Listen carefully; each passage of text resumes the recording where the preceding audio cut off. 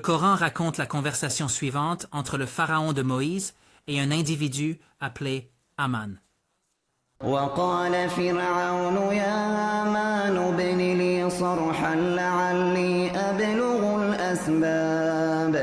أسباب السماوات فأطلع إلى إله موسى وإني لأظنه كاذبا. Le pharaon ordonna à Haman de construire une tour qui lui permettrait d'atteindre les cieux.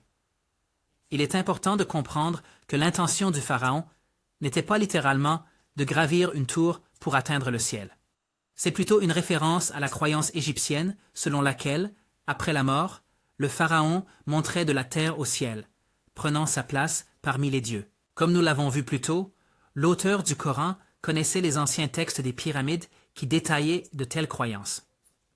Les monuments égyptiens abritaient les corps des pharaons morts. Ces monuments servaient de pont entre ce monde et l'autre. Elles étaient remplies d'écrits religieux servant de guide pour aider le défunt pharaon à monter aux cieux. Par conséquent, la personne chargée de construire un tel monument pour le pharaon devait non seulement être compétente en architecture, mais aussi très instruite en religion, une sorte de bâtisseur prêtre. Voyons maintenant l'histoire pour voir si nous pouvons identifier un individu connu sous le nom de Haman, à la fois bâtisseur et prêtre.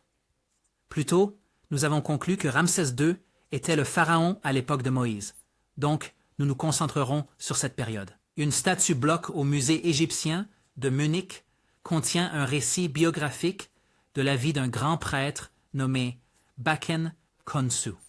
Dans ses propres mots, il déclare « Je suis un serviteur véritablement fiable, utile à son Seigneur, qui accomplit des actions bienfaisantes dans son temple, étant le chef principal des travaux dans le domaine des monts.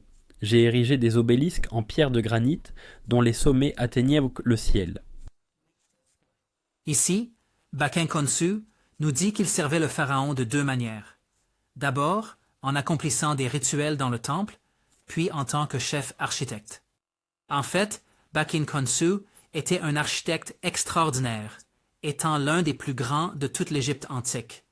Il est responsable de la construction du temple d'Amon à Karnak, un monument qui reste l'une des plus grandes structures religieuses jamais créées par l'homme. Baken Khonsu nous informe qu'il a eu une carrière très longue et illustre. J'ai été 3e prophète d'Amon pendant 15 ans. J'ai été 2e prophète d'Amon pendant 12 ans. Il m'a nommé grand prêtre d'Amon pendant 27 ans. Ici, Baken Khonsu déclare qu'il a servi le dieu Amon tout au long de sa carrière sacerdotale. Amon est le nom d'une divinité égyptienne qui a pris de l'importance pendant la période du Nouvel Empire. Encore, par le temps. Baken Khonsu est mort. Il avait été prêtre pendant plusieurs décennies, ayant servi Ramsès II en tant que grand prêtre tout au long de son règne.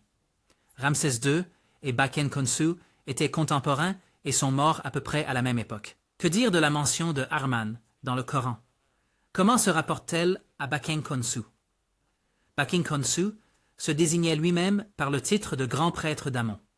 La phrase exacte en hiéroglyphe est Ham, Nata, Tapi, Amana. Le mot Ham signifie littéralement serviteur, et Amana est la façon dont on prononce le nom du dieu Amon en égyptien. Dans Khonsu, c'était Ham Amana, ce qui veut dire serviteur d'Amon. La mention de Haman dans le Coran pourrait être simplement une version arabisée de l'égyptienne Ha-ma-mana. Voyons maintenant résumer les points principaux concernant Baken Khonsu. Il était une figure de haut rang sous le pharaon Ramsès II, agissant à la fois comme grand prêtre et architecte en chef. Il a servi dans le temple du dieu Amon, portant ainsi le titre de Hamamana. Il est clair que toutes les preuves historiques correspondent parfaitement au récit coranique. Il est important de souligner que la Bible mentionne aussi un Haman, mais la ressemblance est seulement dans le nom. Le Haman biblique servait sous un roi perse et n'a aucun lien avec le Haman du Coran d'Égypte.